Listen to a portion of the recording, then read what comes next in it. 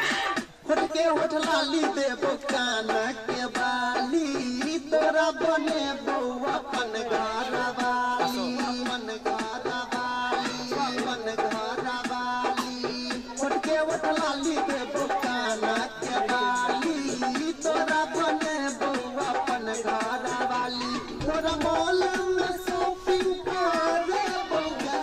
तोरा मॉल में शॉपिंग करे बउआ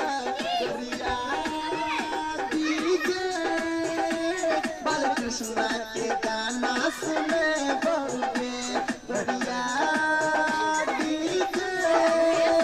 बाल कृष्णा के गाना सुने बउगे